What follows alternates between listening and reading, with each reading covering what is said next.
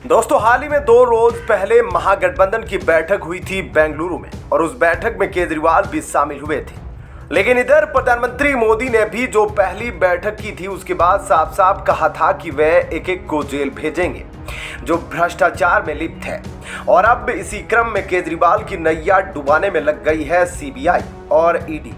इसी क्रम में जो मनीष सिसोदिया कागजी प्रूफ के चलते जेल में थे उसकी असलियत भी सामने आ गई है और ईडी ने उनके सैकड़ों करोड़ रुपए के ठिकानों का पता लगा लिया है और जब्त करने शुरू कर दिए हैं। अब प्रधानमंत्री मोदी की गारंटी है कि एक एक घोटालेबाज को जेल में डालेंगे, वो अब शुरू हो गया है। दोस्तों, वह समय दूर नहीं जब तेजस्वी, केजरीवाल, लालू ये सारे जेल में दिखेंगे।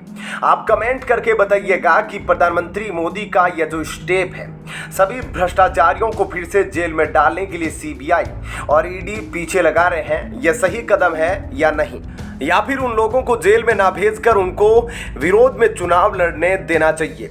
आप कमेंट करके जरूर बताएं। और अब आपको डिटेल में बताते हैं कि कैसे केजरीवाल का यह मंत्री मनीष सिसोदिया अब पूरे प्रूफ के साथ फंसता नजर आ रहा है।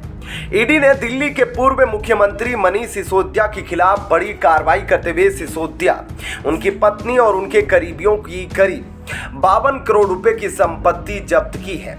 ईडी ने दिल्ली शराब घोटाले में जो एक्शन लिया है उसने मनीष सिसोदिया, अमनदीप सिंह डाल, गौतम मल्होत्रा और राजेश जोशी की 52.24 करोड़ रुपए की संपत्ति जब्त कर ली है।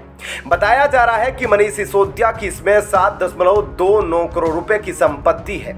वहीं 1934 करोड़ रुपए के इस शराब नीति घोटाले में ईडी अब तक 128.78 करोड़ रुपए की संपत्ति अटैच कर चुकी है और ईडी ने इस मामले में उनके स्टेटस को भी जब्त किया है और ईडी ने इस मामले में उनके एसेट्स को भी जब्त किया है जिनकी कीमत लगभग 44.29 करोड़ रुपए बताई गई है।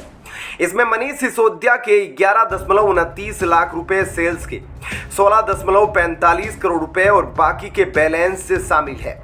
यह दूसरा प्रोविजनल अटैचमेंट ऑर्डर है जो इस केस में जारी हुआ है। इसके पहले प्रोविजनल अटैचमेंट ऑर्डर के तहत 76.54 करोड़ रुपए की अचल संपत्ति जब्त की गई थी। यह संपत्तियां विजयनगर, समीर महेंद्रू, अमित अरोड़ा, अरुण पिल्लई और इन्हीं की करीबियों की थी। इस केस में अब तक 128.28 करोड़ रुपए की संपत्ति को अटैच किया जा चुका है। इस क्राइम में ईडी को कम से कम 1934 करोड़ रुपए की रकम की घोटाले का अंदाजा है। केस में ईडी ने अब तक 12 लोगों को गिरफ्तार किया है। 5 मामलों में उसने प्रोसिक्यूशन कंप्लेंट फाइल की है। अब आम आदमी पार्टी की ईमानदारी की यह परख है और अब अरविंद केजरीवाल कैसे कहेंगे कि वह दुनिया के सबसे कट्टर ईमानदार आदमी हैं। सत्येंद्र जैन की गिरफ्तारी पर अरविंद केजरीवाल ने कहा था कि उन्हें फंसाया गया है। मैंने खुद उनका एक एक कागज चेक किया है, सब कुछ सही है, बस इन्हें राजनीतिक षड्यंत्र के तहत फंसाया गया है। सब कुछ सही है, लेकिन अब केजरीवाल कहां से कागज लेकर आएंगे कि यह प्रॉपर्टी मनीष सिसोदिया की नहीं है, क्योंकि केजरीवाल का तो कहना है कि यह पूरा शराब घोटाला ही फर्जी है, यह मनगढ़ंत है और इसे बनाया गया है। और केजरीवाल का कहना था कि कुछ सबूत मिले थे और कुछ चीजें मिली थी, जिसके बाद सरकार ने कहा इन सबूतों के बिना आप पूरा घोटाला तैयार कर लीजिए और ईडी और सीबीआई ने ऐसा ही किया।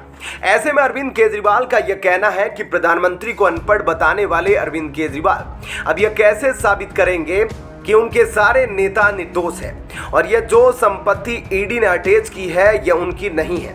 हालांकि मनीष सिसोदिया सुप्रीम कोर्ट में अपनी याचिका दायर कर चुके हैं, उन्हें जमानत दे दी जाए, लेकिन उनकी याचिका पहले भी खारिज कर दी गई थी और अभी भी उस पर कोई कार्रवाई नहीं हुई है।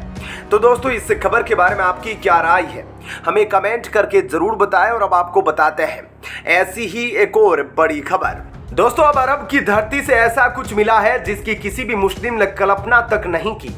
मुस्लिमों के बीच में तब से काफी हड़कंप मचा हुआ है। जी हां दोस्तों, आपको बता दें कि अरब की धरती पर अब एक जिंदा शिवलिंग मिला है, जिसके बाद सब जगह हड़कंप मच गया है। लेकिन यह कोई पहली बार नहीं है, इससे पहले भी अरब की धरती पर प्राचीन हिंदू मंदिर के अवशेष पाए गए थे। अब आपको थोड़ा इस बारे में और डिटेल में बताते हैं और थोड़ा इतिहास के बारे में भी बताते हैं। कि कैसे अरब में ये सब चीजें मौजूद है और अब इनके बारे में पता चल रहा है। दोस्तों, वैसे तो सऊदी के मक्का शहर को इस्लाम का जन्म स्थल माना जाता है, क्योंकि यही वह जगह है जहां 1400 साल पहले ऐसे धर्म यानी कि विचारधारा का जन्म हुआ जिसने लोगों को अपनी विचारधारा मारने के लिए मजबूर कर दिया। और ऐसा माना जाता है कि इस्लाम की नींव तलवार के जोर पर रखी गई थी। इसका प्रमाण सर विलियम ड्रमंड के ग्रंथ ओरिजिन्स में मिलता है, जिन्होंने बताया है कि मोहम्मद के जन्म से पहले ये लोग सनातन धर्म के अनुयायी थे, शिवलिंग की पूजा किया करते थे।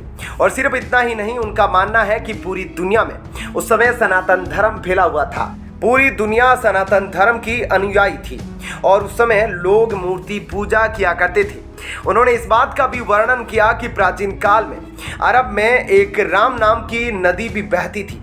इसके अलावा एक और पुराने लेखक R.G. वेलेस ने अपनी किताब मेमोइरस ऑफ इंडिया में लिखा है कि प्राचीन काल में उत्तरी ईरान से लेकर अरब देशों तक के बड़ी संख्या में सनातन धर्म के अनुयायी रहते थे और यह किसी दूसरे देश से आकर नहीं बसे थे, बल्कि ये लोग वहाँ के प्राचीन प्रवासी थे।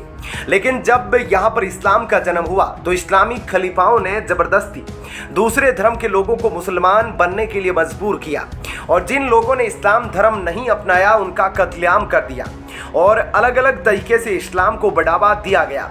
आपको यह बात जानकर जरूर हैरानी होगी, लेकिन इस्लामी ज्ञानकोश में लिखा है कि काबा में पहले हिंदू मंदिर मौजूद था और उस मंदिर में 360 देवी देवताओं की मूर्तियां हुआ करती थी और मोहम्मद के दादा उस मंदिर के पुरोहित थे और वो मंदिर के आंगन में खटिया लगाकर बैठा करते थे। आपको जानकर हैरानी होगी, लेकिन इस्लाम शब्द भी संस्कृत के शब्द से बना है जिसका अर्थ होता है देवता का मंदिर। काबा प्राचीन काल में अरबों का प्रमुख विशाल यम था। मोहम्मद का परिवार वहां के पुजारी थे और रेप के लोग उस विशाल यम के अनुयायी।